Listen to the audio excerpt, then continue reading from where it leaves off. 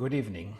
My name is Kirill Gerstein, and you've tuned into the seminar Kirill Gerstein Invites, hosted at the Kronberg Academy. We're in a virtual space. We're all in different spaces, but we are united by interest in thought and art, and today we're helped by the tools that help us get through much nowadays. During this very strange time of distances that are increased and put between us. But I'm thrilled to welcome Gerard and Simon McBurney, one could possibly find a unifying link to storytellers, a storyteller in theater, in various genres, incredibly versatile. You know him from films, from his renowned theater Complicité, and from all the incredible projects he's done, including staging opera. And when staging opera, at times he collaborates with his brother Gerard, who is a composer and, as he himself said, a music and musical storyteller with lectures and all sorts of musical activities in addition to being a wonderful composer. So I'm thrilled that both of them are here. The talk was suggested by Gerard, is titled Turning Opera into Drama. This is obviously a wonderfully loaded statement, and maybe we can use as a departure the staging that we just watched a part of, and I was reluctant to stop it because it's mesmerizingly beautiful. I think you can see the entire thing on YouTube, and I'll post the link later. But want to say hello and welcome to Simon and Gerard, and let's talk about opera, let's talk about drama, or whatever else comes to mind. Hello, Kirill. Wonderful to be here. Great to have you. And hi, Gerard. Hi, both of you. It's great that we have upright pianos all in the background. So we also already have a common. Mine's a Bechstein. Wow, this is a Steinway. Mine. Wow, so two Steinways and two Bechsteins and a Steinway. It's a good collection. So how do you go about collaborating, and what happens when you look at an opera? Let's say what happened with Rake's Progress. Oh, well, in general, the conversation between my brother and I is that I go to him with an opera score and I say, I don't really understand what this is about. Can you please enlighten me? And then he takes me through it absolutely brilliantly, moment by moment, and tells me what is going on. And by what is going on, what I mean is what is actually happening in the music, and what is happening not just on the surface, but in multiple areas. So I have some insight into what the composer intended. And that's always been a sort of first port of call, is what did he or she intend when writing a piece of music? And that was, I suppose, the case, wasn't it, Gerard, with the Rake? Yes, it was. It was particularly distinctive, that moment, because I was recently back from the United States, and I was walking along a road near my house when I got a telephone call from Simon, who said, "Do you know anything about the Rake's Progress?" So I bluffed and said, "Well, depends what you want to know." And he said, "Could you get your backside over to the studio where I'm working with Michael Levine, the designer?" So it wasn't very far away. It was a mile's walk. I walked down there, walked into the studio, and the two men looked at me and said, "So what's this opera about?" Which is a very, very loaded question indeed. Probably more loaded in the case of Rake's Progress than almost any other opera I can think of, because it's such a knowing, playful piece. And it's also a very controversial piece because it's difficult. It's a difficult piece to. And it seems as if it was sort of put together as almost as a kind of. I mean, there's a slight feeling of vanity in who was involved. You know, Stravinsky and Auden. You know, two great figures put together, which doesn't necessarily add up to anything. And you know what? Let's take Hogarth's Prince. And so it's really fascinating, because one of the things that Gerard alerted me to quite early on is all three are doing quite different things. Would you say that was true, Gerard? Yeah, I would, absolutely. I think that the tone of voice, obviously the tone of voice of the Hogarth is a very long way from the two 20th century masters. But I think I'm not a scholar, but I think I'm right in saying that it was Stravinsky who first came up with the idea of Hogarth, because he saw the prints in the Art Institute in Chicago when he was visiting Chicago. And it occurred to him, I think, the sort of Handelian feel of Hogarth, and indeed there are pictures of Handel inside Hogarth's works, that provoked his thought that there could be an opera in this. But when Auden got to work on it, he started thinking of something very different, I think. Well, so there is a narrative. There's a narrative in these prints, and one of the first things you notice if you look at the prints or the sequence of prints, of course, is that sequence has now been put out of order. It's not in the order it is that Hogarth created them. Of course, there's an extraordinary narrative of a man who comes into money and gradually becomes a rake, and then this is his downfall at the end, because he sort of gets completely out of control and doesn't know what he's doing. That is a sort of cartoon-like narrative in which we fill in the gaps. It's sort of these sudden shocks, but of course with what Auden does is then writes it as a continuous stream. And so at that point, he begins to invent all sorts of new things and new characters. So it's so essentially you would say that the prints are these pillars or these shocks, and then the text is strung between them to fill out now in very creative ways in between these now out of sequence drawings. I would be even more. I mean, I think in the end, I came to feel that the Hogarth was simply a point of departure, really, and was abandoned. I don't know whose idea it was, but of course, there is this character of Nick Shadow that comes in, and then there's the whole thing about cards and gambling, and but sort of linked to the idea of Nick Shadow being this figure of the devil, and you have these sort of mythical characters coming in a way that is not present in the Hogarth, because it's a social and political commentary.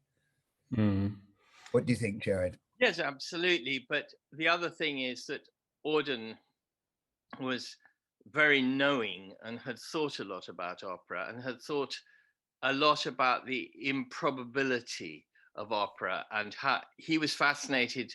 We know this because he wrote about it a good deal. He was fascinated by the dramatic creakiness of so many of the great operas, which he regarded as a plus. He didn't think that was a bad thing at all.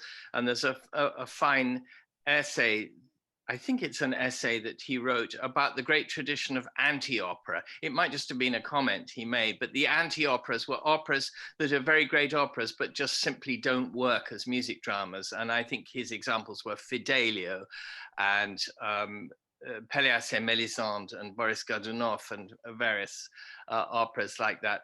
And one of the first things I hadn't, until Simon asked me to look at it, I'd never really sat down and looked at that libretto in detail. And one of the first things I noticed was that he was playing very schoolboy games with lots and lots and lots of other operas, because Simon talks about the Nick Shadow. Clearly there's Faust and Mephistopheles, and there's Don Giovanni in there. Yeah.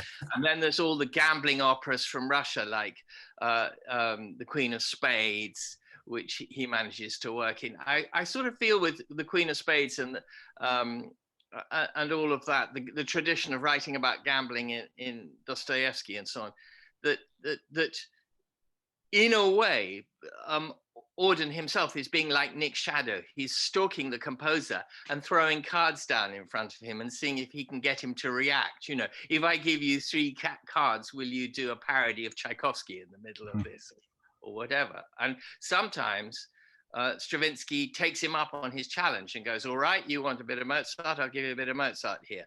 And other times he goes, nah, I'm interested in something else. And it's very playful, all of that.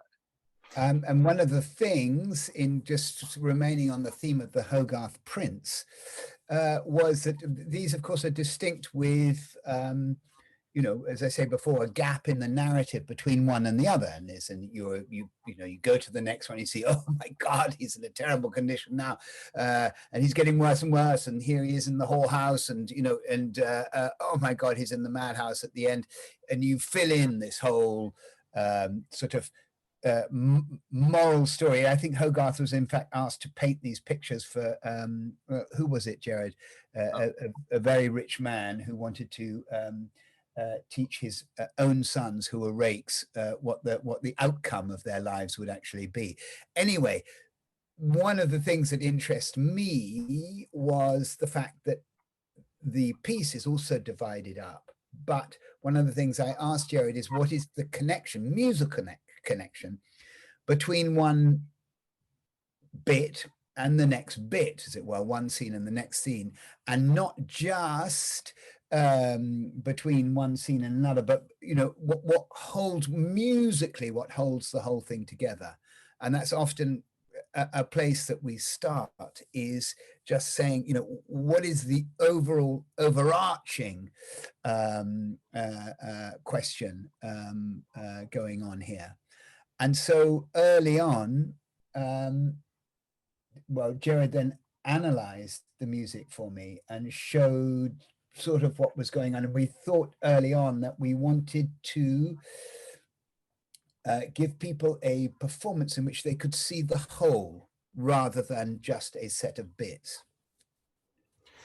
And generally, it's very interesting to later, I think, ask you to talk about the generally this dramatic creakiness. But I thought also for those that haven't seen these prints, just to give you a little bit of an idea, they're the prints there, and I'll post the link where you can see them. But can you talk more about when you say that you wanted the audience to see the whole, to give them the whole thing? So what do you mean? Yeah, I mean, so that you know, there are many famous productions where the curtain comes down and then it goes up again and we start the next thing.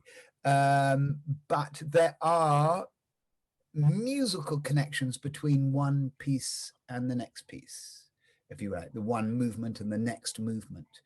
And in having a great big sort of gap with something coming down and going up, I invited perhaps to start all over again. Whereas I think what we wanted to see if we could find is what is holding it all together. And what is holding it all together in your interpretation? And so, you know, joining them up became a very fascinating exercise. I think the mosaic-like nature of the music, well, the libretto too, the deliberate artificiality of it, in a strange way, as I watched Simon and his team working on it, well, I was part of the team, but I was sitting at the back watching him do the actual practicalities, the artistic shaping. I noticed that the sort of Bugs Bunny cartoon quality of it allowed Simon to create the flow.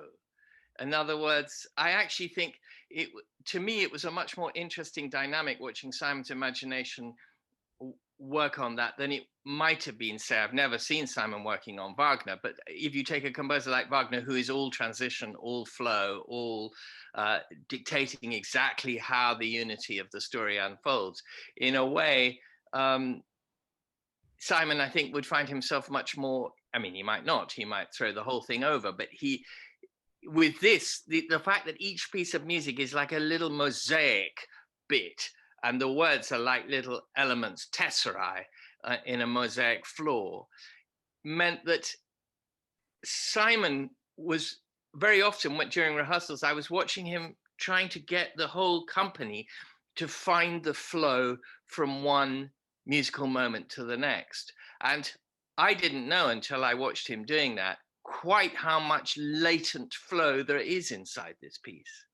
I'd sort of looked at it from the outside, listened to it from the outside, and I could see only, as it were, the mechanics of how one piece follows another. But actually, it's masterly, I think, what Stravinsky does. It's absolutely masterly, because one idea definitely emerges from another in a sort of stream.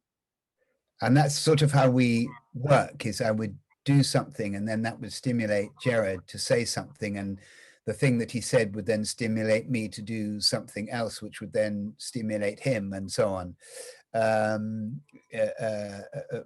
Because I think I find working on any opera, the place that I want to begin is the argument of the music, or from the music, from the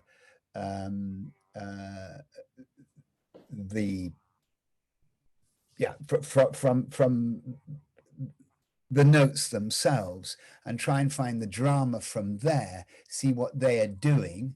And one of the curious things that I think Jerry and I have often talked about is sometimes how unmusical some productions, even some singers, are, because it seems that they're producing a very, very clear and coherent version of the music, but the actual deep soul musicality is not there. There's all sorts of things happening in the opera, and one of the things which is so exciting is to find where you suddenly chance upon clearly what the composer was thinking dramatically. In other words, they might have had an image of what one of these singers might have been doing, or an image of what was going on, but you could feel it. You could feel the movement in it, and then playing around and trying to translate that movement onto on the stage, or or go counter to it, or whatever, but always responding at once to the music. And I suppose that's what happened when we started to create a set for it, because the overarching movement is of this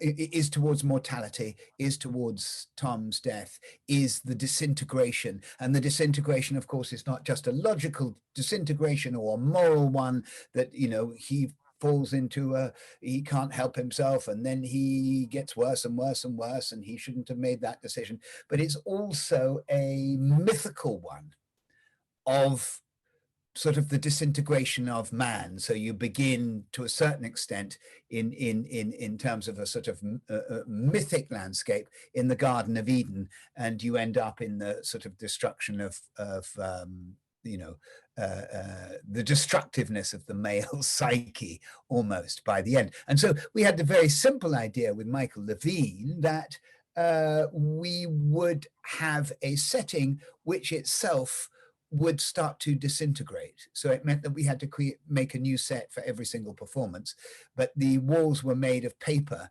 When Nick's shadow first appears, he appears literally as a shadow, and then takes a knife and cuts himself onto the stage, as if he is intruding onto the theatrical space itself, which in a way is something that came from the music, because it feels, when Nick Shadow's music enters, something, it's intruding on the music before. And of course, at the same time, having a white paper space allowed us to as well be playful, just as Stravinsky is being playful with the 18th century. We could be playful with the 18th century. We didn't have to place ourselves within it, but we could project a fantastic 18th century print, which, as you could see in that clip, gradually through the singing, through her singing, gains color and therefore flesh, almost as if she sort of rediscovers the whole thing like a memory. Yeah, something like that anyway.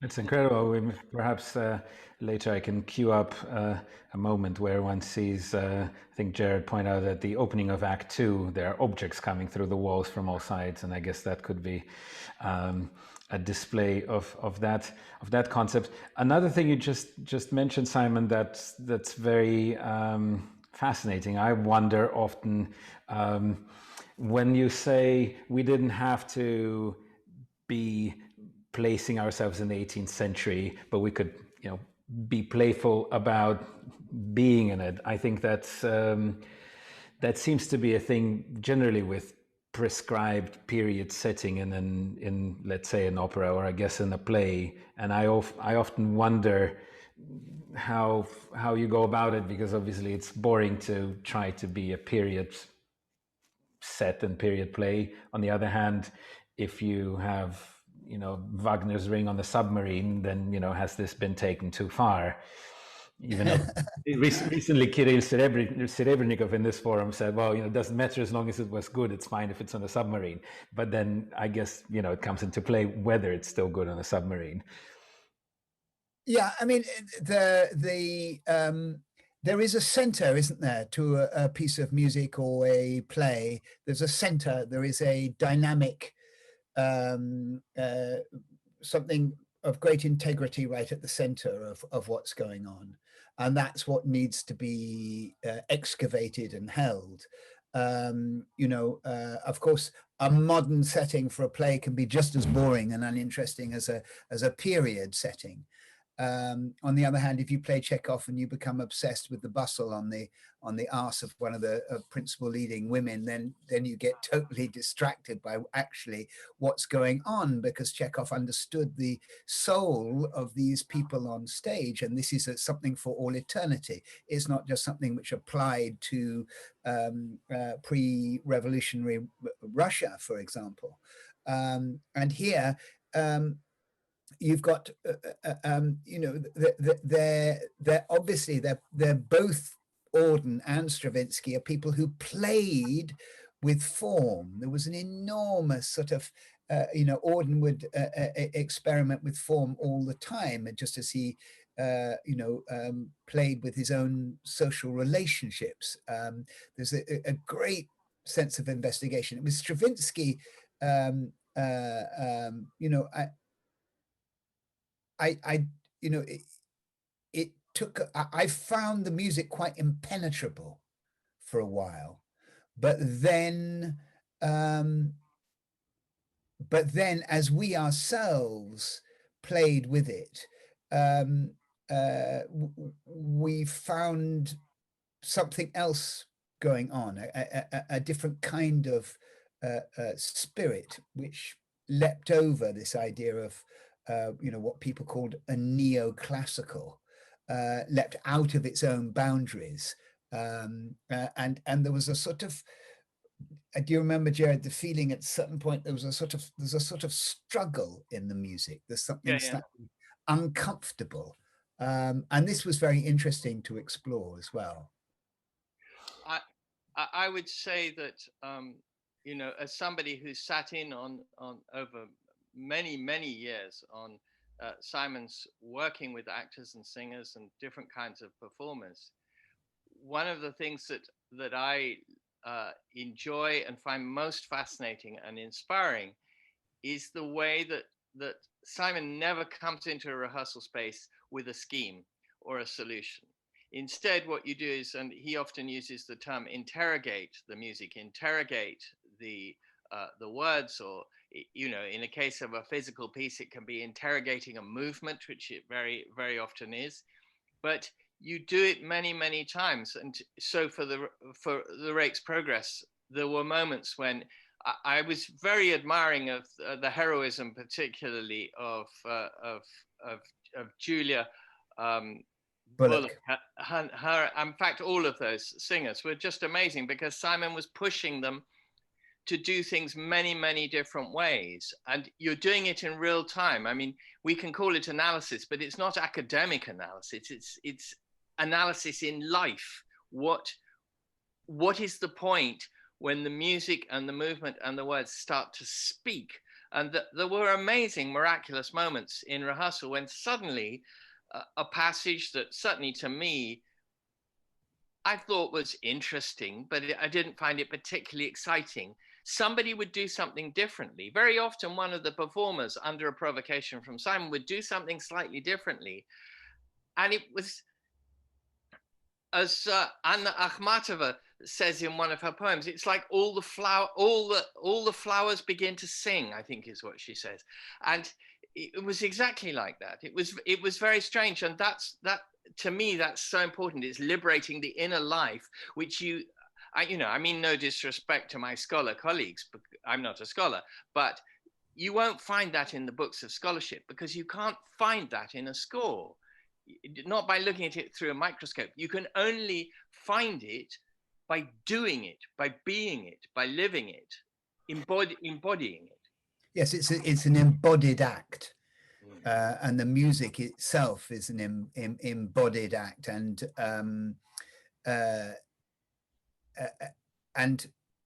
as you as you embody it, you touch on what is beyond words. You touch on the intuitive and the wordless, and you start to touch on the whole and the deeper picture simultaneously, rather than trying sort of in a rather academic way to look at each individual thing. I mean, I think this is why I'm not really a very good I mean, I'm a little bit, I'm not, I mean, I find opera a little bit tricky, because most directors come. I want to ask, to tug on this word that Gerard threw into the conversation, this interrogating the piece, because obviously that's interesting for those of us that are also called interpreters of classical music, written down music, or in fact, I guess, of any text. So to ask you more specifically, and I understand that it's nearly impossible to put into words. Unfortunately, we couldn't have all been flies on the wall in that process. But what are some of your ways of interrogating the piece? Let's continue using Rake's Progress as that example. What are the ways you interrogate the piece yourself, and what are the ways that then you try to help your actors or your singers interrogate the piece? What are some of the levers that you pull at? I'm not sure, because each the levers that we use are different from piece to piece. Well, so if you want to use the Rake's Progress as an example, but if you take Rake's Progress, yes, but it's important to say that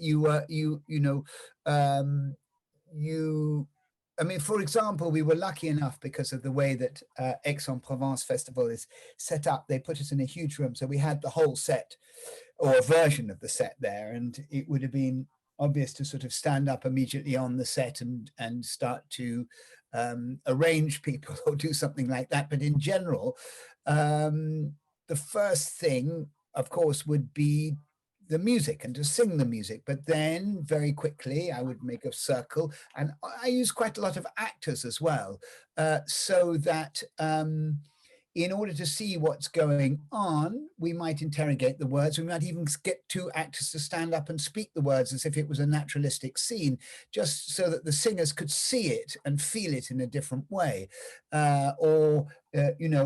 Take this opening scene, for example, that you just saw. We tried it with them doing it in an enormously exaggerated way, doing it in an 18th century way, doing it as if it was South American soap opera, and so on, but in a circle, so they could throw it around. And of course, what happens when you do that is they also get very free with the music and start to feel that they can invent with the music and dance with the music, and that they're not just trying to sing the best they can. They get beyond the idea of singing wonderfully, and actually because in such an interrogation, they know perfectly well, and they feel safe and secure in the fact that what they are doing is not what they will actually be doing on stage. So they can say, oh, well, we're going to throw that away, and they're going to throw that away, we're going to throw that away. And also, very simply, we try to create a very we try to create an environment in which people don't feel they're constantly being watched or judged. So everyone, the actors and the singers, might do something together. goodness knows, we might fool around, or I might get them to do yoga or whatever, and suddenly out of it we will start working. And in a morning you'll suddenly throw up what I would call a vocabulary. You start to discover a vocabulary that you can use throughout the piece, which seems to be appropriate to the Rake's progress. That is to say, appropriate for those actors and singers. So they start to feel that they are possessing it, after all, that they are in control of it.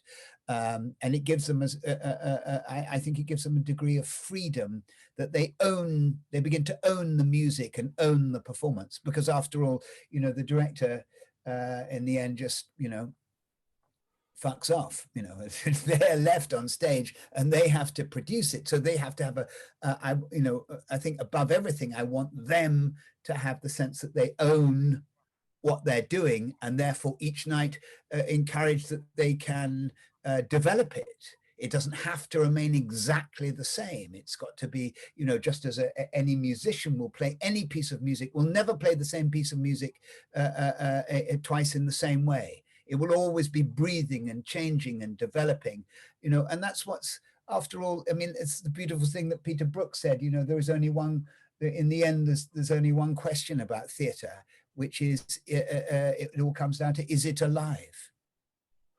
That's absolutely a fabulous manifesto. I mean, this is so, and I think probably for every piece, obviously adjusted, it's absolutely brilliant. I want to come and be an actor in your rehearsals, but obviously, you know, that's not going to happen. But well, that's not true, Kirill. I mean, you know, I was asked, I was invited at the end of the 90s. I was invited by the Lincoln Center because to work with the Emerson Quartet, because Phil Setzer was very keen on theatre and had seen, I think, a piece of theatre that I'd done, and they were trying to do the whole cycle of Shostakovich quartets, and said, well, would you come and stay? We want to do them, or will you come and stage them? So I thought, I can't possibly do this. So of course I immediately rang my brother and went, you know, I don't really know the whole cycle of Shostakovich. What is this? What's going on? And we flew out and we met them, amazing quartet. And we started by indeed interrogating the 15th quartet. And Gerard brilliantly opened out what was going on in the music, which was amazing. And first of all, they played it for us, but then we interrogated sort of by taking away where they were and putting them in different places in the room and listening to it in different forms. And as a consequence of that meeting, we decided to concentrate only on the 15th quartet of Shostakovich and made a piece called The Noise of Time, which was really about trying to listen to that piece in a new way. How can you bring an audience to it where they hear it in a totally different way to how they have heard it before? We are, of course, used to being in a concert and then there is a performance and somebody plays and we listen.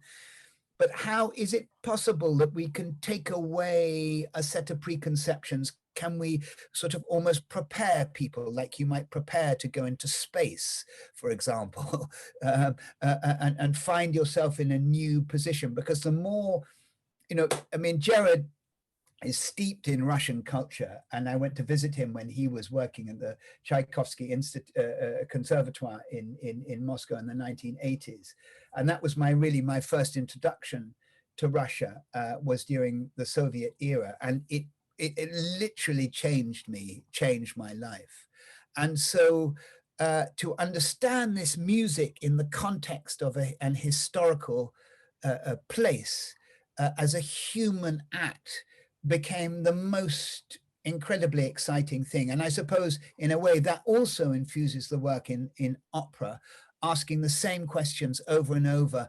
You know, how does it become alive? Why, you know, how does the audience hear it in a new way? Because I mean, there are countless productions of the Rake's Progress, but very few have made us try to listen and think about it or respond to it physically, you know, as a whole thing. And indeed, when we did the Magic Flute, that was also our question, was what did that audience hear that first night in Theater an Wien?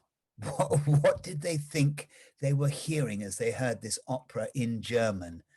And they knew Mozart, and here he is at the very top peak of his powers. In fact, just before he dies, just before he's about to compose his Requiem, and here is the magic flute, you know. What did they hear? What did they think they were hearing for the first time? What was new? Because we hear the magic flute as sort of down an enormous lens of history, where the production has its own inherited jokes, its own history. And it's so hard. I mean, all opera, I mean, anybody, my children can sing The Queen of the Night and frequently do. So it's sort of, people know it. So how do you come to it? You know, how do you come to it and think, how do we come to it and listen to it in a new way? No, that's absolutely. That was a bit of a mouthful. I'm sorry. No, that's wonderful. I mean, this is also finally, I think, what classical musicians try to do with, you know, with playing a piece of music. But I want to ask Gerard. So when Simon says you tell him what's going on in the music, and I presume you don't have to use, in this case, so specialist terms and arithmetic analysis of music and, you know, form and whatever. So I'm curious, how are you conveying music to somebody that's intensely musical but is not necessarily a practicing musician? Well, I'm glad you asked me that question, because Simon earlier on talked about my analyzing the music and the words, and that's flattering, and to some extent I accept his description, but I'm not a music analyst. That's an academic profession in universities around the world, and I'm not a literary analyst. And the analysis that I'm practicing has an audience of one, which is my brother. In other words, when I'm, and I might reproduce that. Simon might ask me, we might have a discussion over dinner when we're working together and I'm working with him, and he might say, I might try and open something for him, do a bit of archaeology on it. But then he might say the next day, okay, Gerard, come onto the front of the stage and talk a bit about what you were talking to me about last night.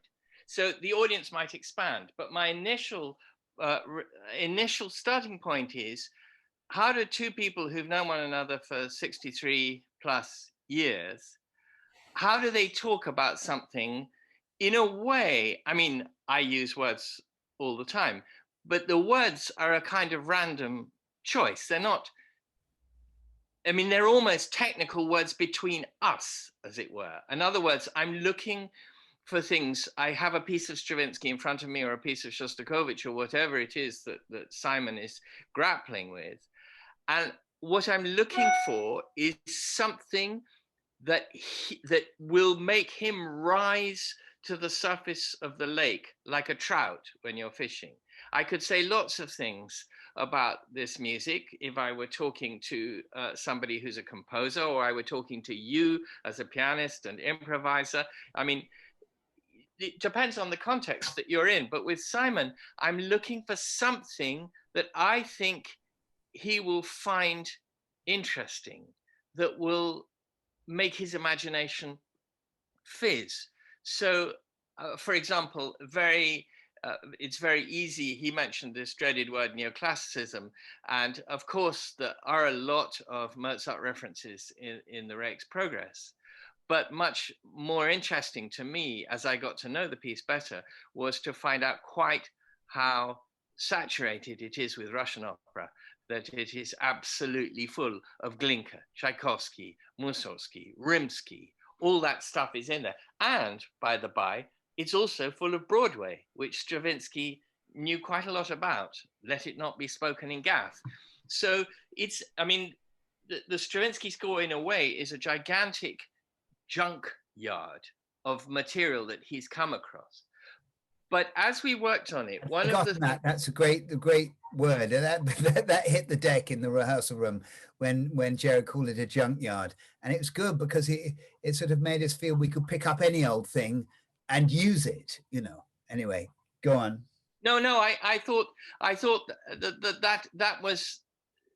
that was entirely deliberate, and in fact we had experience of that before with the Shostakovich. I mean, the Shostakovich 15th Quartet begins with an idea which is a combined and very instinctive reference to at least 5 completely different works in the musical literature. It's a reference to Bach, it's a reference to Beethoven, his Opus 131, it's a reference to Schubert, Death and the Maiden, and there's a couple of other things in there as well, including, of course, some church chant. And you can come along if you're giving a lecture to a bunch of music students and you can say, oh, isn't it interesting, this composer or this poet or this painter is referring to lots of different things that they love very much in this work.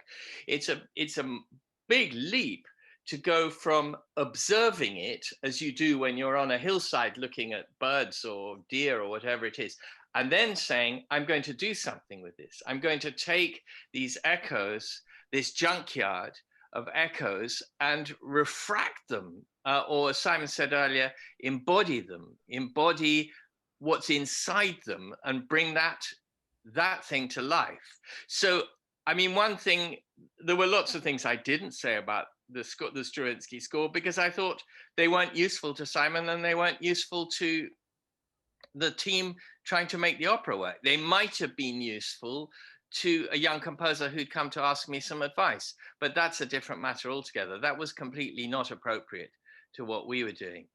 And so I suppose that's, it's almost like going fishing to me. When I'm working with Simon, I'm thinking, what of the various reactions I'm having might be something he could run with? And then very often I will throw him something and he will have a completely different reaction. He will go, I see what you're doing. That makes me think of something completely different. And that's, I mean, to me, that's how you make things. It's through reactions, and very often negative and positive, backwards and forwards. It's very, well, it sounds wonderfully playful and therefore a very creative process as a general idea. And between the two of you, there's a question from Ronald Vermeulen, whom you might know. He asks, if a production is subsequently done elsewhere with a different cast, does it change completely because of the new singers? And I think this refers to what you were saying earlier, Simon. So, so what happens when now it's possibly a different cast in a different location? It does change considerably, yes. I mean, I have to say, I'm not really an opera director in the sense that I don't do, 4 operas a year. And I was really persuaded into opera by my colleague and friend, Pierre Audi, who I'd known since student days. And I always found it difficult, and because one of the things about opera is you've got to know what you're going to do a long time in advance. And to a certain extent, you've got to stick with it, whereas I'm always changing my mind. So, yes, certainly it changes monstrously according to who's singing it. You can't actually take down the whole set and build a new set around new singers, although sometimes you would like to. But for example, the open frame of our production of The Magic Flute meant that every time we get a new cast, it's really radically altering in many, many ways. Because you've got to find new relationships between people. And I find we're constantly shifting things around, where people come in, how does the beginning begin? Let's try and change that. And in general, I try to be there for new versions of each production, or, I work with a team and they work very, very closely with me, but I encourage them to be creative and inventive if they have to take the production on. So yes, it does change. But what I find the most exciting thing is that I'm constantly discovering new things. A very rich substance. Yeah, I find that the composer or the piece will suddenly reveal something else to me that I hadn't grasped, I hadn't understood. I want to ask you, because you're obviously also very deservedly very famous for the improvised elements in your own acting, in your theater productions, where you are as an actor and as well as a director, and this relationship or dichotomy, or perhaps it's not a dichotomy at all for you, of improvised context and so-called written down context. And I have the earlier experience of having studied jazz, and very often jazz people will say, the less informed jazz people, or let's say the lay people that are into jazz, will say, well, you know, in classical music, everything's written down, there's no room for improvisation. Obviously, we know that's not true. At the same time, in improvised music, lots of unspoken or spoken conventions, so perhaps it's not that far or not that disorganized. But is there a dichotomy for you when you have this creative process in the improvised and in the written down context, and talk about those tensions for you? Not really. I mean, you put it, it's all part of the same process, because within, exactly as you say, within jazz, anyone who is, you know, any of the great jazz musicians or anybody who works in jazz will be steeped in the vocabulary and know that a particular a phrase is a question which suggests a particular response. And so there are forms and shapes that are actually already predetermined. Okay, so they have a different form to them according to the brilliance of the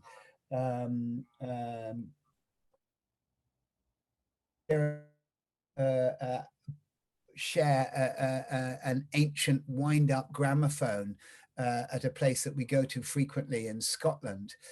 And on it, that was how I discovered or heard or listened to for the first time the performance, Bronislaw Huberman's performance of the Beethoven violin concerto.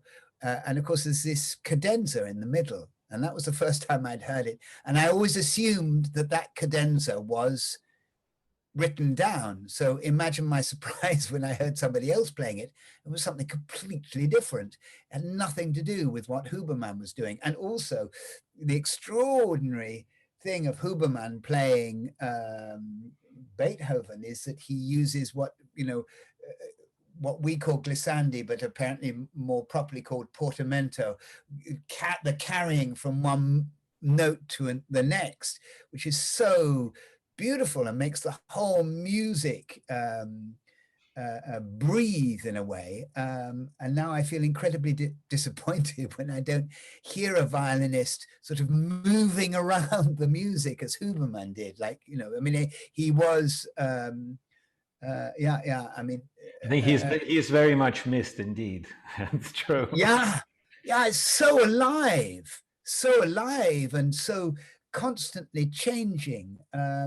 So, I mean, to try and answer your question, yeah, of course, you know, I mean, if you're playing Shakespeare, which has very, very, you know, anything where you're dealing with poetry that has very, very close relationships with music, because you are dealing with the inner gesture. You know, you're not just dealing with meaning, you're constantly dealing with rhythm and cadence, and, you know, poetry and music are so close. I've been working for some reasons. I've been working on Blake, and there are descriptions of Blake actually singing his own poetry. He liked to sing it. So that was how he spoke it.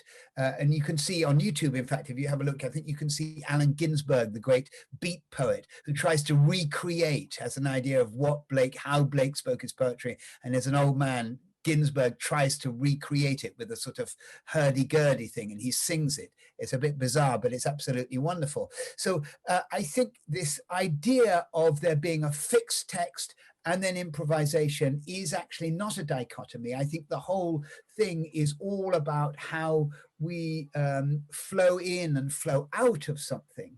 So that if you're, of course, there's ways in which you can, I mean, you know, a score such as a speech of Shakespeare can be heard in an infinite variety of ways and depends enormously on people's improvisatory capacities.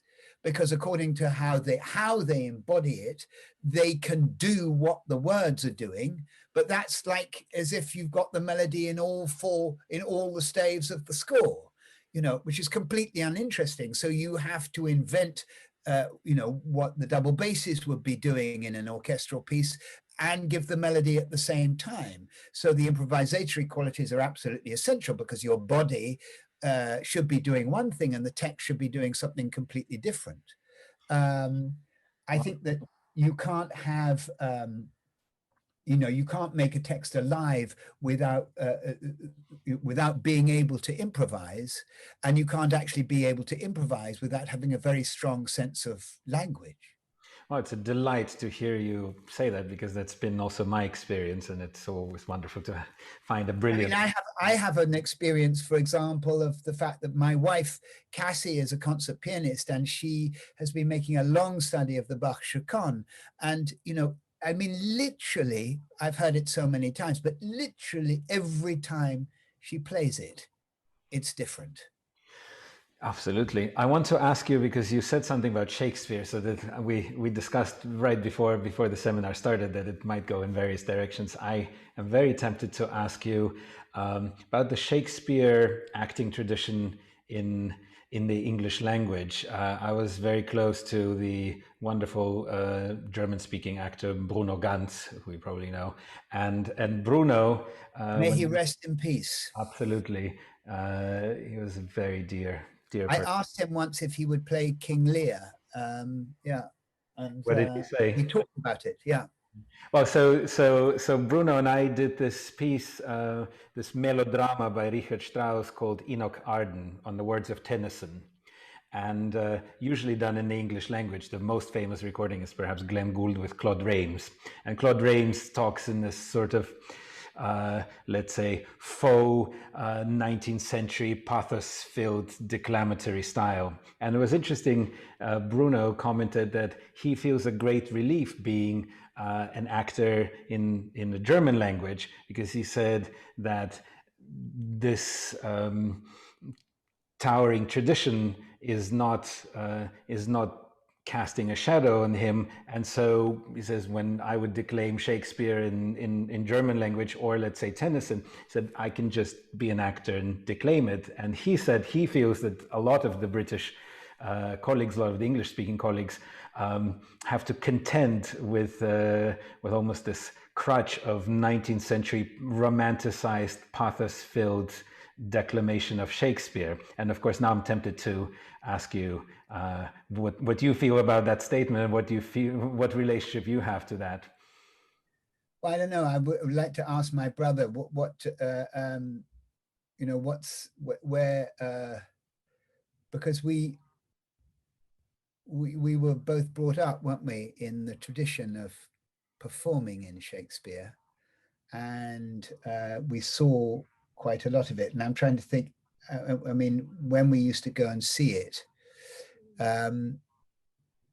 what first moved you, Gerard? Well, I mean, I can remember the first time I got the point of Shakespeare was Simon and I and our sister grew up in Cambridge, where our parents lived, and theatres used to visit there on tour. Of course, there was a lot of local theatre, university theatre, but there were theatre companies that visited. And I remember when we were still children, we were visited by a young company which was doing two plays. I think the other one was Edward II, but the play we were taken to see was Richard II.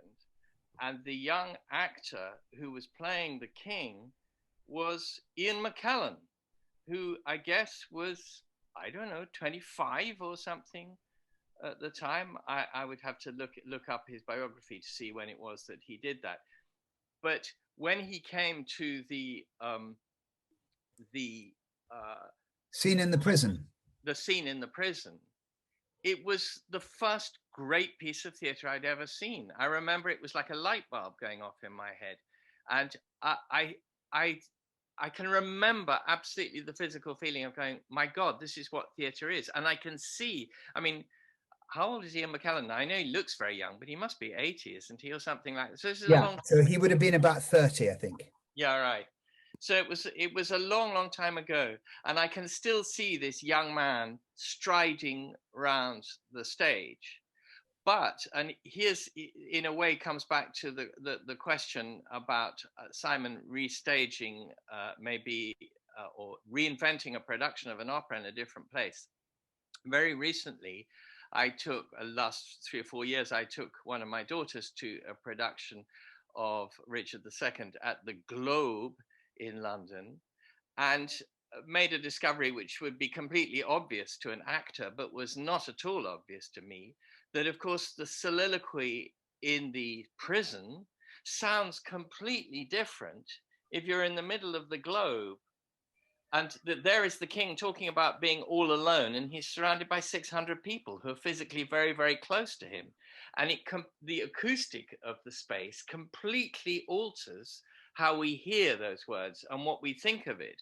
And the whole concept of because one thing I do remember about the more traditional, if you like, or more theatrical version with Ian McKellen is, of course, it was very dark, and there was just a spotlight on the stage with this young man walking round and round in this pool of light, which was meant to suggest his solitude in this terrible prison. But if you're in the Globe, you can't do that. It's daylight. And the groundlings are right up close.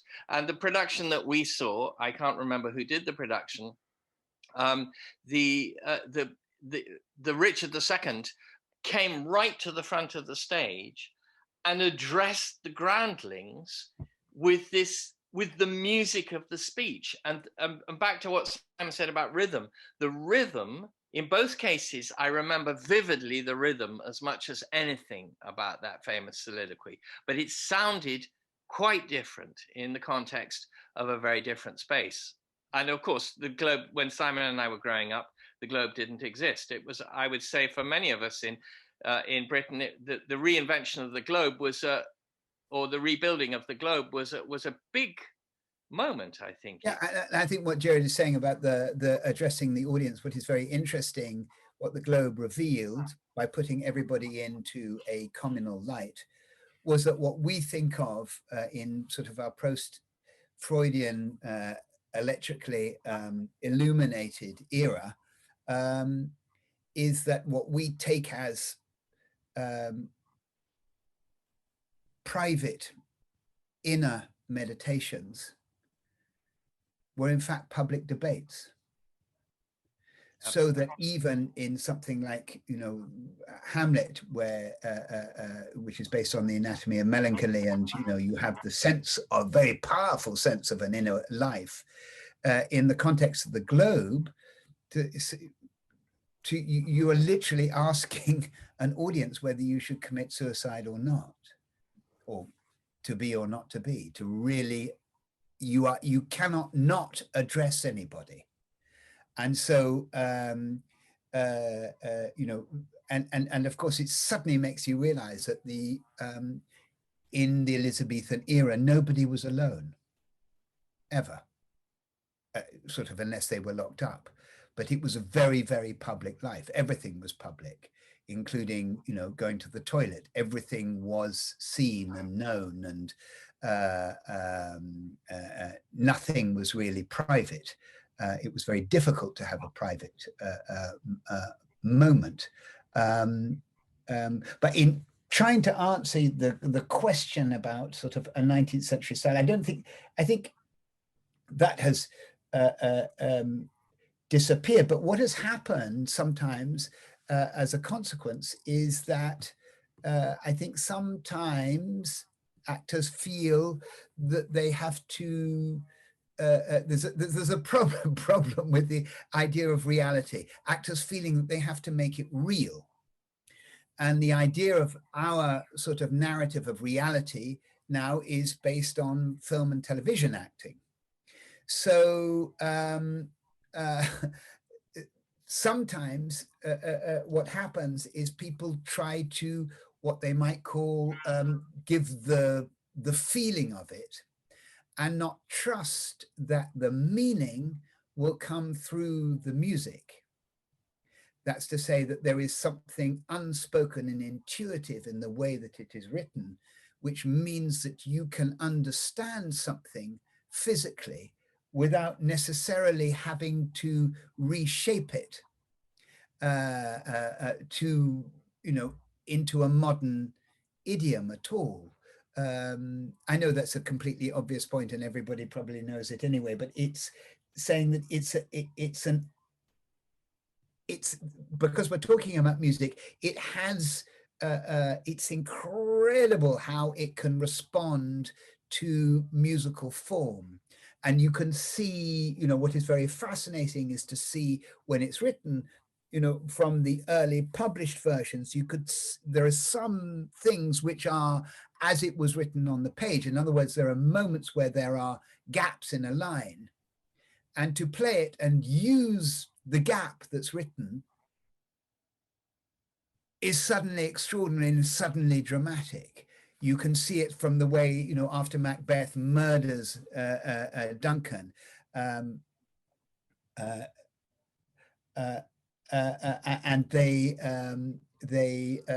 Lady Macbeth says, he says, did you not hear them cry? When? Now, as I descended, I. And that's spoken between them.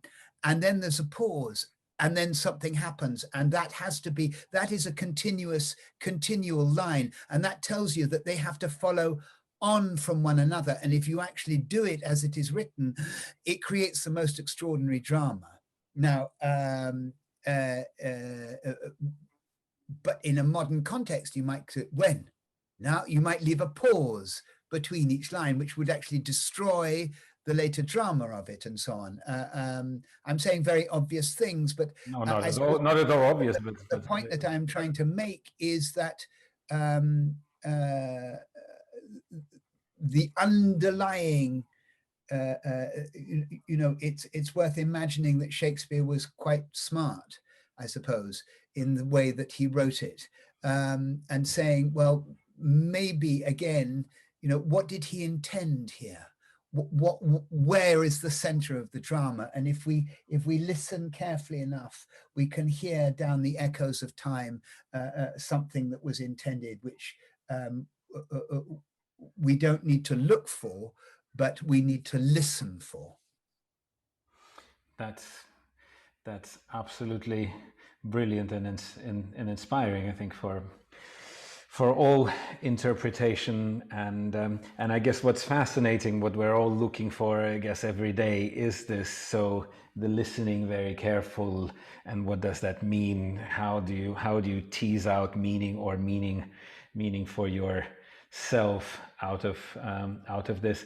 But we've been talking about Rake's progress as a departure point, but I think it would be very interesting. There are many more collaborations that the two of you have done. You've mentioned the Shostakovich briefly. I've read in the materials about both of you that there's Dog's Heart, and is Dog's Heart something that you want to highlight as another aspect? I don't dare ask about future productions, because that lays in the future. But what are some of the other topics that you've collaborated on? Well, I mean, the Dog's Heart is wonderful because it's you know, Bulgakov is so wonderful. And it's one of the great regrets of my life that we've been unable to perform it in Moscow, but we still fixed, no? We still live in hope. Yeah. Um, um, um, well, that was really my first experience of opera. What is the music in which dog's heart is it, aside from Bulgakov? It's Raskatov. It's Yeah. Sasha Alexander. Raskatov. And I would say at once that I was living in Chicago at that time, and I had nothing to do with it apart from being a very old friend of Sasha Raskatov. Sasha and Volodya Tarnopolsky and I were all very close friends in Moscow at the same time. And there was a moment when I was in Chicago when Sasha telephoned me, very expensive. And I was actually going somewhere with my children who were small at the time. And he said, I've got tremendously exciting news. Your brother's going to direct my opera. It's absolutely wonderful. And so I said, are you sitting down? And he said, yes. Why do you talk in that tone of voice? And I said, well, it is wonderful that Simon's going to direct your opera, but prepare yourself for the fact that he may make you rewrite the thing from beginning to end. And in fact, there was a lot of that, wasn't there, Simon? There was. Unfortunately, he got a in one of the workshops. Well, I mean, it was there was a libretto, but the libretto really didn't.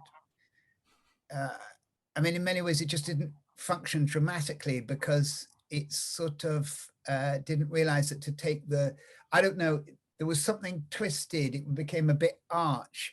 And, you know, there are very simple things that happen in the theatre that you always have to know about, that if the second half is twice as long as the first half, you know, the music can be overpowered by the sound of people snoring. So you've got to really make sure that, you know, because people in opera houses, they do tend to consume a certain amount of alcohol at the interval, and you've got to make sure they wake up after the interval, and, you know, and so on. In other words, the narrative shape was a bit peculiar. And Sasha had already done a sort of essentially what were piano sketches. And I suggested that we looked at the dramaturgy in workshops and with a pianist, and we played around with them. So in the second workshop, I had an idea. And so I took a big scene from the second half and I jammed it together with the climax of the first half. I cut 3 scenes in the first half and put another one in a different order. And we played it. So see, it works. And poor Sasha had a... literally had heart palpitations and had to go to hospital. So he survived that, and the show was, I mean, then he totally, you know, to give him, you know, great kudos. He not only survived that, but he took on the new ideas and wrote the most brilliant score for it. I mean, the orchestration is hilarious and terrifying and brilliant, and so alive. And it was the most thrilling thing to work on. But then the next piece that we worked on was the magic flute. And that, as I said before, one of the questions we asked ourselves very early on was, you know, what, you know, and this is a really interesting question. What did Mozart intend? What was he doing? And do you think that's an interesting one? There's to mind comes this quote from Glenn Gould when they asked him in an interview, said, "What do you think Mr. Bach would make of your performances or interpretations of his pieces?" And he said, "I don't know, and frankly, I don't care." So is it important in that sense, or how important is it to you in this case, an opera director, of what Mozart intended? Because certainly there are some colleagues of yours that seem to drive over those considerations completely and just say, you know, the show is me. Oh, got it. Well, I mean, I think that I mean, again, Gerard really educated me as regards the music, because I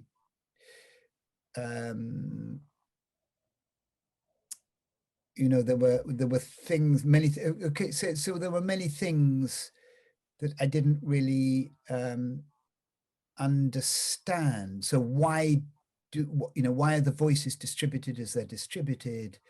Why do these characters sing in the way that they do? You know, why at the climax of the tests in the Magic Flute do you have this rather weedy sound of a flute and a drum, and so on? These things were really quite enigmatic to me. I didn't know, what's going on in the drama. But as we both unpicked the history of the libretto, which was quite interesting, because it wasn't Schikaneder who wrote it, but he commissioned his colleague, what was his name? Gerard. I can't remember the name of the colleague. The man who had that fantastic life and ended up in the Arctic. That's right. Begins with G. Anyway, it was clear that the opportunity to work with Mozart meant that a libretto had to be written really quickly. So an old one was brought out of the cupboard and refashioned. And then Schikaneder kept on changing it because he wanted to play Papageno. So the libretto again was a very fluid thing. And so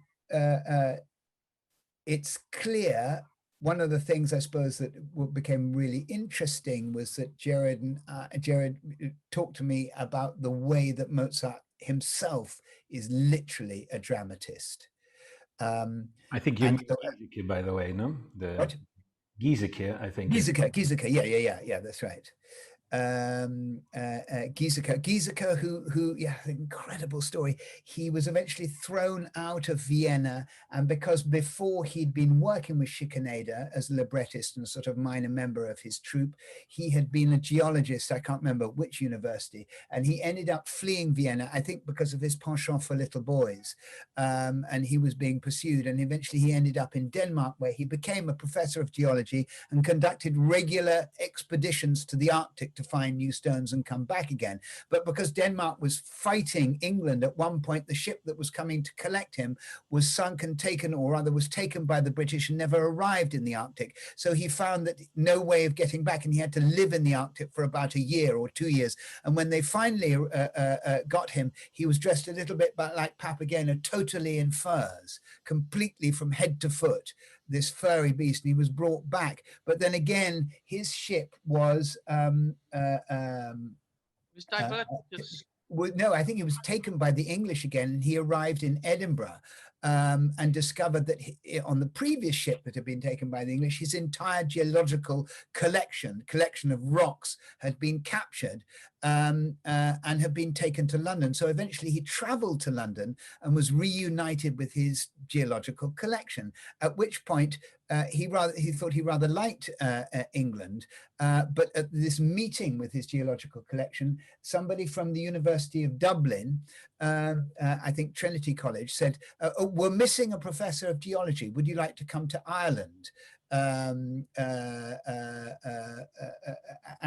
be professor of geology there? And there hangs a portrait, not of Carl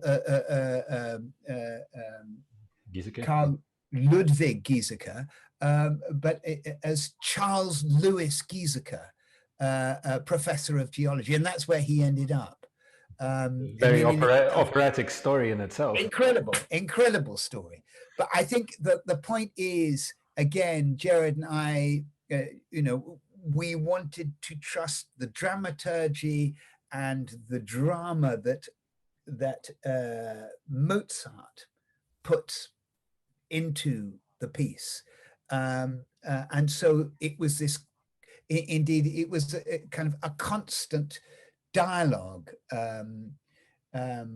with Mozart, if you like, trying to work out, what was he doing? What is he, what is, again, what is the whole arc? What happens at the end? And of course, the piece is called The Magic Flute, and you've just had the French Revolution. And the question, I mean, we often get stuck at the Magic Flute with questions of, you know, the Freemasons and the weirdness of certain symbols and so on.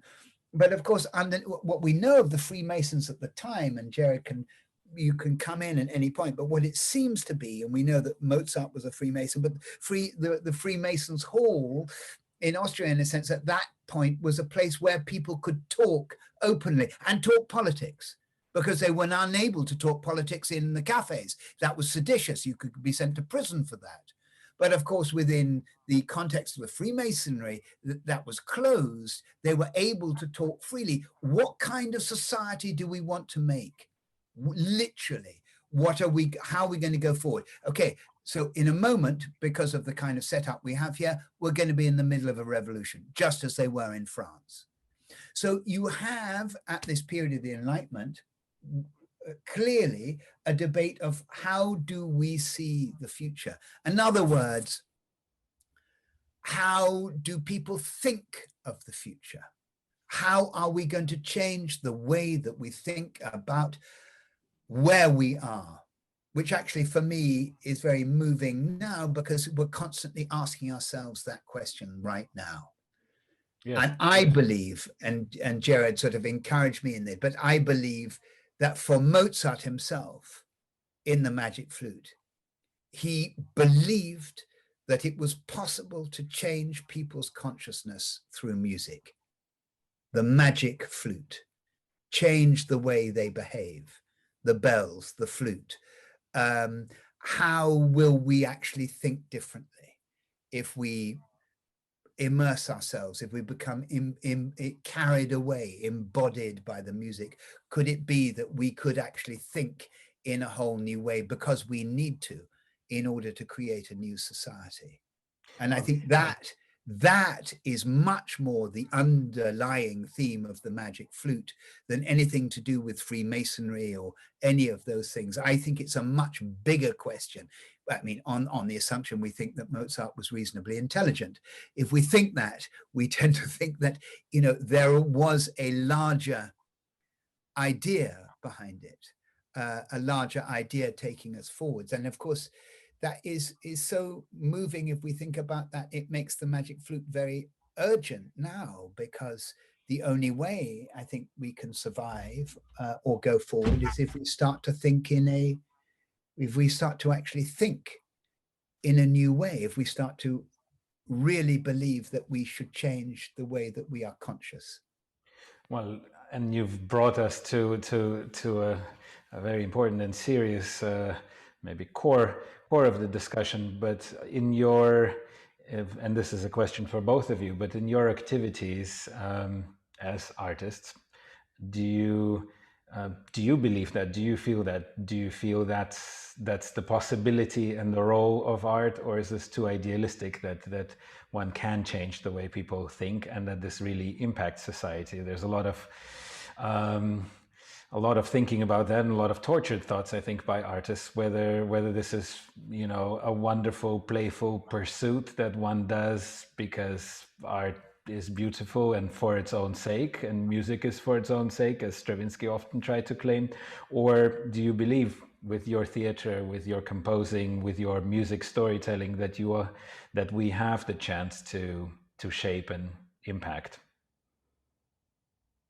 Well, it's interesting that you mention Stravinsky's various and often very provocative claims about he was one of the first composers who became very skillful at handling journalists, and he would say things like art has no meaning, or art is like a nose, and all these kinds of comments. When I was working with Simon and his many colleagues on the production of the Rake's Progress, one of the things that came to haunt me, and this directly reflects what Simon was just talking about with the Magic Flute, is that the was a piece written just after the end of the Second World War by two emigre artists who are in America and who have both been cut off from their mother cultures. I mean, that's why I find, for example, the many references to Russian music that are like raisins or nuts within the score of the Rake's Progress. To me, they carry an enormous nostalgic charge, because Stravinsky, by that stage of his life, had been far away from Russia for a long time. And he was writing this music, as I understand it, in California, which is, you know, unless he's going to cross the Pacific, about as far away as he can get. And we know that Auden also felt very cut off. He had mixed feelings about his having left Britain, which he had come to think of as a very narrow, bigoted, provincial society. But at the same time, his early idealism about America took a lot of knocks. So when you go into the Rake's Progress and you find it, what did I call it? A pile of junk, all this musical junk that Stravinsky assembles and all the cultural junk. I mean, the libretto is an astonishing firework display of references to different writers from different cultures at different times. And I remember that I was once introduced by Simon to the great American writer Edmund White, and he has a phrase somewhere where he describes the task of the artist as making passionate love to history. And it's always stuck with me, that phrase of Ed White's. And in the case of the Rake's Progress, it seems to me that in different ways, Auden and Stravinsky were making passionate love to history, but at a very, very difficult historical time themselves. And there is an aspect of the Rake's Progress which is, if the Zauberflöte is looking forward and wondering about how we create change, how we move forward. After all, it certainly stands out in Mozart's own work as a new piece, a new idea of a piece. It seems to me that the Rake's Progress is a piece written, it's a post-traumatic piece. It's a piece written in shock. What has happened to us? What happened to the cultures that we grew up with? What kind of barbarism are we now living in? And there's a very powerful quality of nostalgia about the Rake, it seems to me, which is part of its poetry. Simon was using the word earlier, interrogate. One of the things that came out of the group interrogation of the Rake's Progress, to me, was a series of questions about what have we done? What have we done to ourselves? What have we done to our culture? How do we find once again what we believed in? Which is why it's not just the actual story, but the scenic aspect of Baba the Turk, for example, amassing all these possessions, and then he goes bust, and the possessions are all sold off in an auction. I mean, I find it I still find the auction scene astonishingly moving, because it's a bit like everything we've been going through, 2008 or whatever, or the last few weeks in America. This idea of a grotesque auction where things we hold dear, things we thought we believed in, are just traded as trash for money. Anyway, that's a slightly sort of passionate outburst, but I think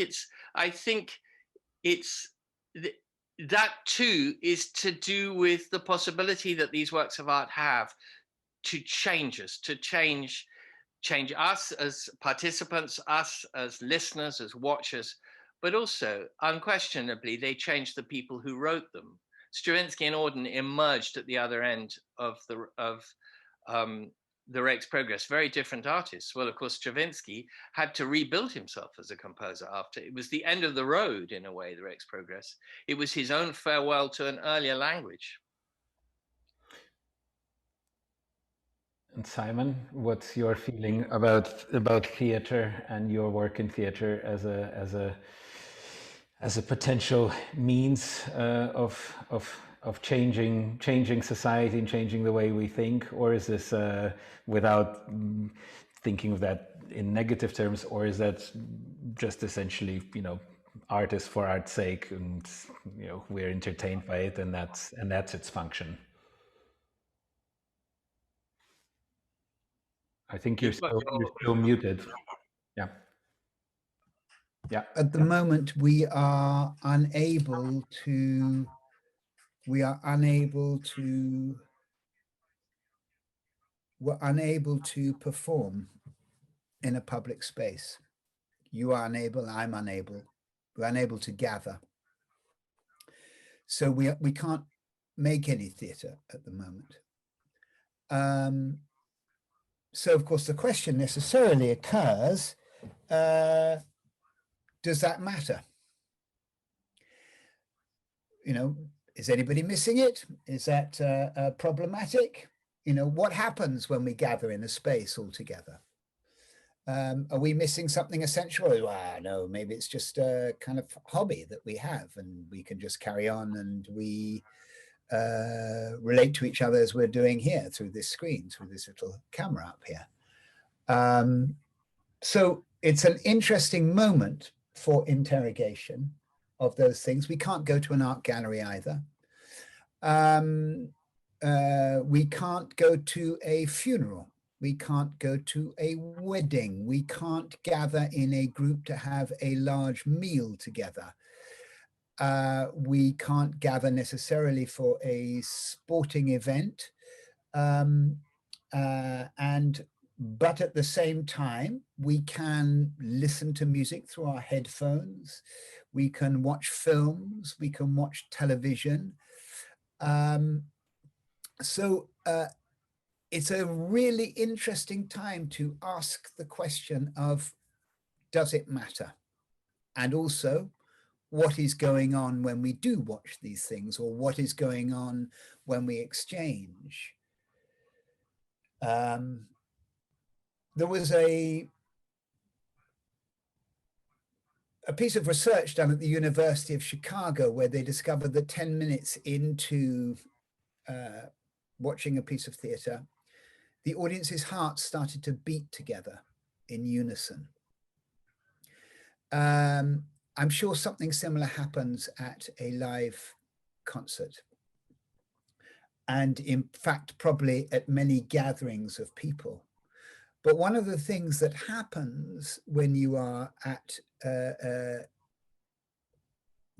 involved in a piece of theatre, and that term can be very large because theatre does not have to happen within a theatre. It can happen on the streets, of course, but it can also happen within the context of a family gathering. A funeral is also a piece of theatre. It is a ritual that we repeat and come back to constantly. And of course, what happens in the theatre when you are together is that you respond, you imagine the same thing at the same time. And in so doing, what happens is you become aware that this thing that we assume, which is so private, our inner world, is no longer only ours, but belongs to everybody else around us. And it gives a lie to this idea of being purely separate individuals. And so there is a real problem when we take that away, because then we start to believe this lie that we are separate, completely separate and separated individuals. And why is that a problem? Well, I think it's a problem when we look out and we see the way that we treat the world. So very simply, the way that we treat nature as a thing to be exploited. Recently, the Tory party, the Conservative, the ruling government of Britain, started to try and evaluate the worth of nature in economic terms.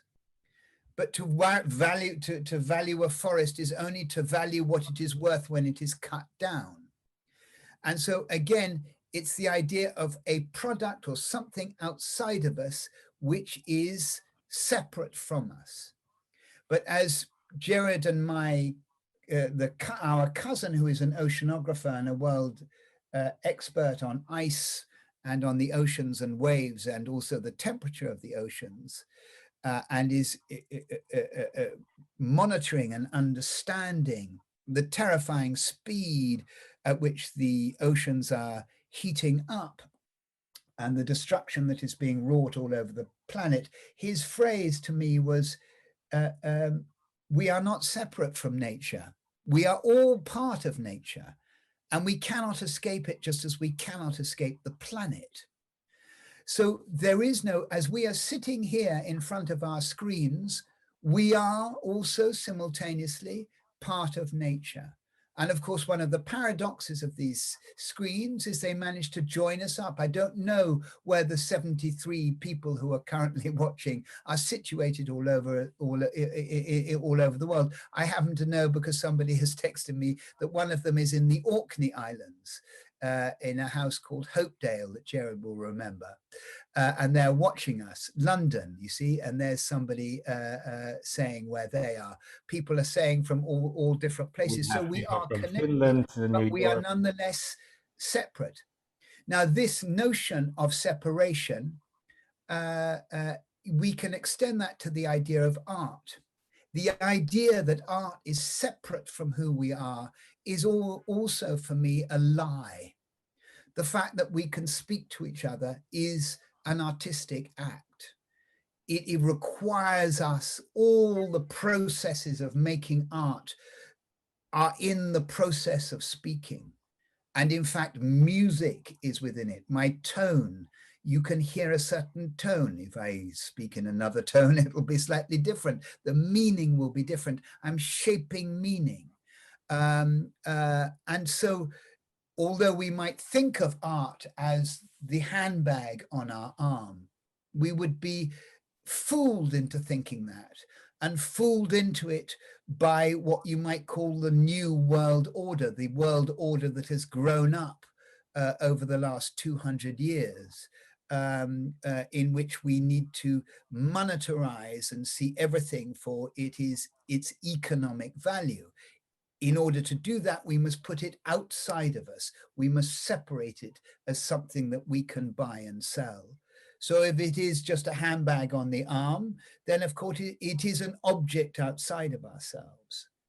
But of course, we know that it is not the object outside of itself. We know that it is the arm itself, which is not for sale, because we can't operate without it. And art is the very air we breathe, because it is the thing that makes us, allows us to be able to communicate with each other. And rather than being an escape from reality, it is a means by which we can understand and see reality. And so rather than being in any sense at a remove from us, without it, there is no question that we will perish if we don't understand that it is fundamental to who we are, not an extra, but part of the very essence of what it means to be human. The great mathematician G.H. Hardy said, a mathematician, like a painter or a poet, is a maker of patterns. If the mathematicians are more permanent than those of the artist or the painter or the poet, it is because they are made with ideas. But the same processes which mean that you can create a new form of mathematics are the same processes by which you paint, by which you write poetry, by which you write music. That is to say, it requires an imaginative leap. And Hardy himself says, we only know the truth of mathematics through its beauty. As he said, there is no place in the world for ugly mathematics. Beauty is the first test. And we see that in the beauty of something, like Einstein's E equals mc squared. It's absolutely contained within one single gesture. We see that so what does art do? What art does is it joins us together. I am speaking to Kirill because Kirill marvelously has absorbed in the most artful and artistic way the English language. And we are therefore able to communicate and to share that. But that exists in the space between us. It doesn't exist in you and it doesn't exist in me. It exists as a thing that you, I, and Gerard are sharing together. And the consequence of that is to make us understand that we are all interconnected, just as we are interconnected into the world as a whole. And the great, as John Berger puts it, the opposite of love is not hate, but separation.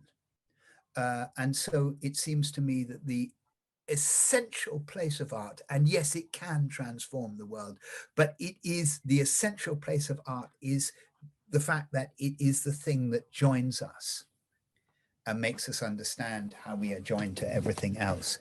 End of speech. I don't quite know where all of that came from, and I have to put in my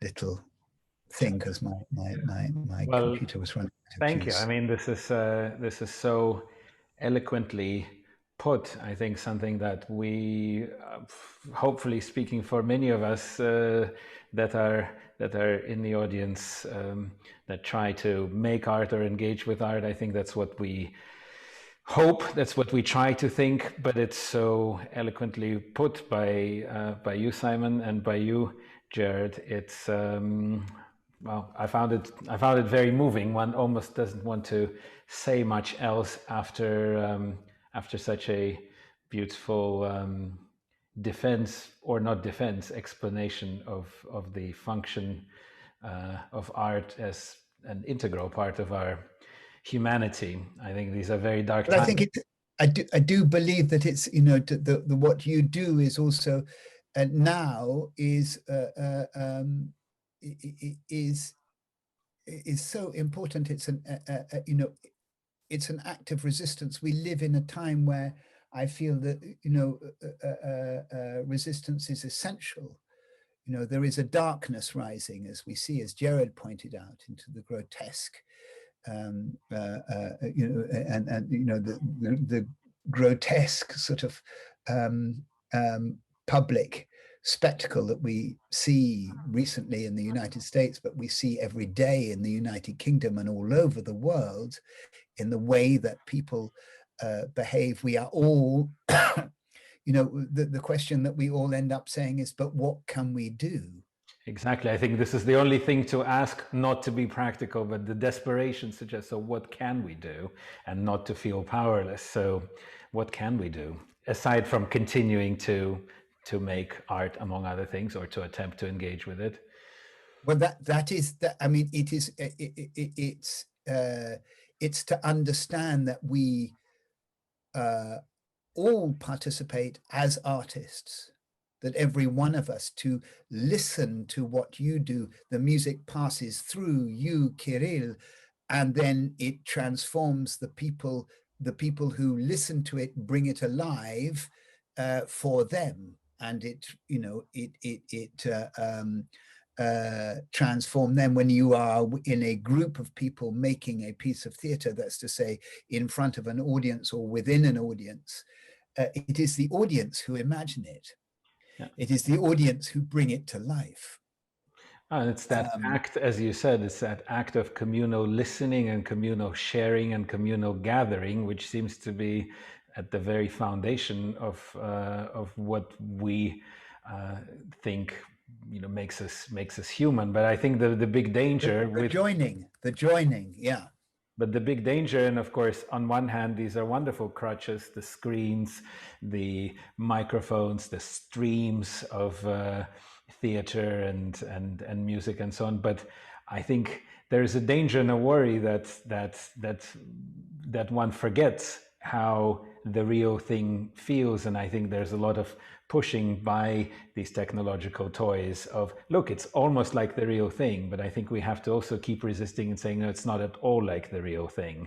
And there seems to me a big a big danger in that we let this become the acceptable norm because, hey, technology is wonderful. Yeah, yeah.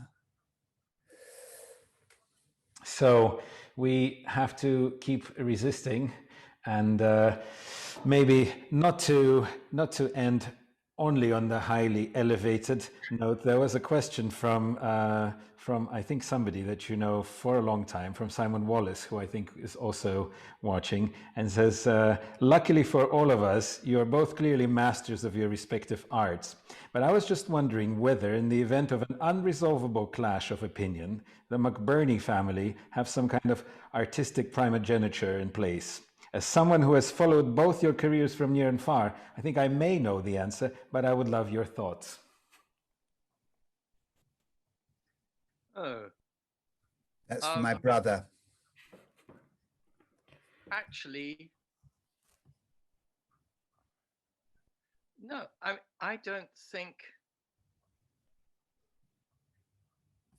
think it's really, at least in my experience, it's not really possible. We can have personality clashes, as everybody does within their families, or feel irritable with whoever, each other or other people in the family.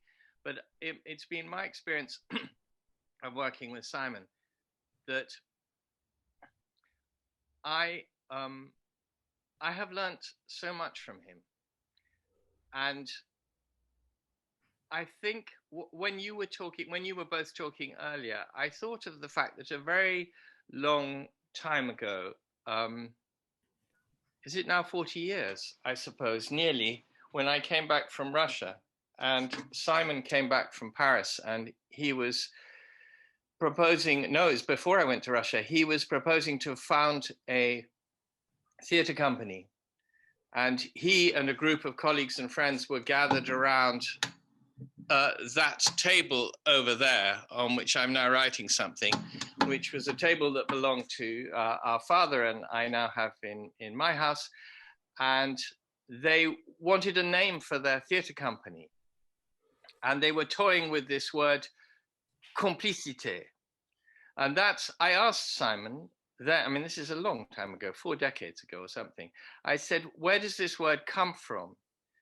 And he talked about it as a word that they all knew, those of his friends who'd been to Jacques Lecoq's school, because Lecoq used it. And Simon, it was the first time I'd ever heard, and of course he was telling me what Lecoq had told him and all his fellow students, that a work of art was the product not just of the artists strutting their stuff in front of an audience, but of a complicity, of a compact, of an exchange, of a contact, all these words that both of you have used, between the audience and the performers.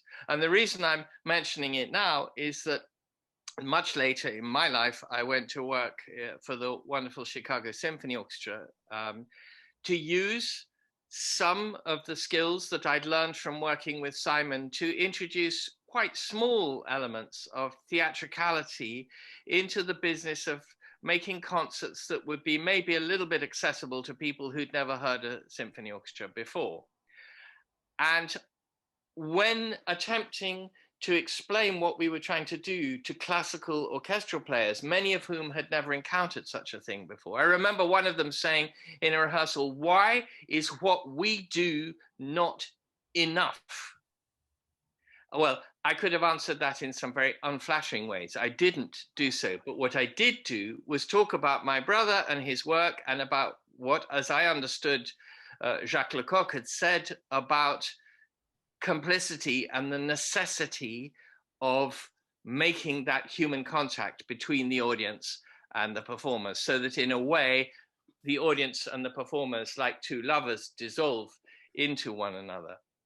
And I found that people listened. I found that classical musicians listened, and indeed could be quite inspired when this idea appeared to come. In some people's cases, they hadn't thought about it in a long time, maybe not since they'd played the clarinet for their parents when they were first starting out. Simon, I wondered if you could say something about this word, because as your brother, I often get asked about why the company had this word, and I make my little speech about the cock, but I think there's more to be said about this word. I mean, it was in fact, my teacher, Philippe Gollier, who used to say, I want to feel a complicité, not just between the actors on stage, but between the actors and the audience. But I think the key idea is that the audience is not an audience, but a creator. And it's not just a single creator, but it is, you know, when we talk about the audience, we talk about a single thing. And that's very fascinating because it suggests that all these human entities become one entity, which of course the Greek understood, because the Greeks understood that the theater was inseparable from life. So you got a third or whatever, it was a quarter of the number of people who were what would now be called influencers would come to Epidavros, 15,000 people. And they would see their own histories played out in front of them, and they would have a collective experience, which indeed would change their consciousness, which indeed would change their world. So it was part of the collective consciousness. And so, you know, the idea of complicité was simply that the audience was, if you like, is essential in the creative act. John Berger talks about when is a painting finished, it's completed by the person who looks at it. And so in the same case, you know, when you know, the music, you know, what does music do? You know, music, if you like, if words speak to our conscious mind, music speaks deeply to our unconscious and begins to shape what we feel is already there within us, because we feel it bodily, you know, when you are playing. And it takes us on worlds, you know, to places that we, or articulates things within us which we feel very, very deeply, but are unable or live and exist beyond words, which of course is the majority of our life, and that needs addressing. It has to be addressed.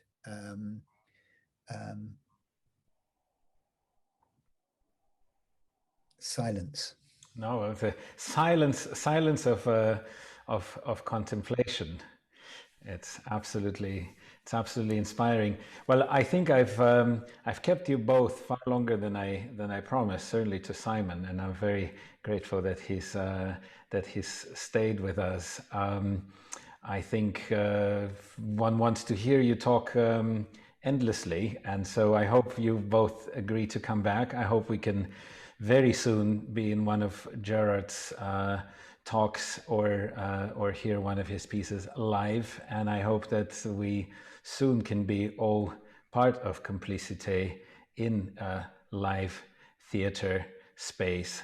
But for now, I wanted to thank everybody for being here with us. I think in our minds and spirits, we were connected today by your thoughts and the concepts that came up, and you've really covered several universes. And for now, stay and watch a little bit of the staging of Rake's Progress, with which we started. I'll play that opening of second act that Gerard recommended, where objects start coming through Simon's through the walls of Simon's set. But I want to thank Simon and Gerard so much for being here, and for all of you for tuning in and for your questions and participation. Thank you, Kirill.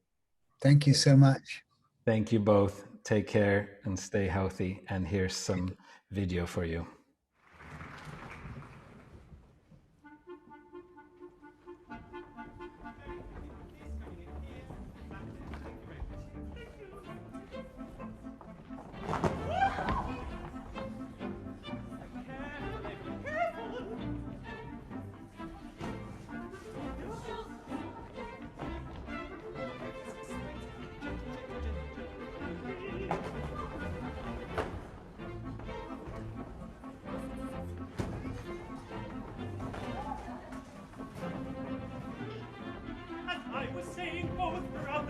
slashes, but St. John was taller than me. I can ask you that was in Vienna. Oh, because the baby and because of the donkeys, Vienna was the Chinese town. Oh, was it the bottle of water from the river Jordan? I'm certain at least it was Vienna and not Gordon. I get so confused about all my travels. Mr. Fox is made from Paris and the Forbes comes from a cardinal room quietly fasting in Rome. You're not eating my love! Woo! How God gave me the nothing from the most religious statues on the treasure boxes, which I have rested all my treasures, except my fossils, which reminds me I must have Bridget never to pass the promise. I've dusted myself, she can do the work sometimes. Of course I like my boots, especially when you're really walking, but the moths will let in them. My love, what's the matter? Why don't you talk? What's the matter? Nothing.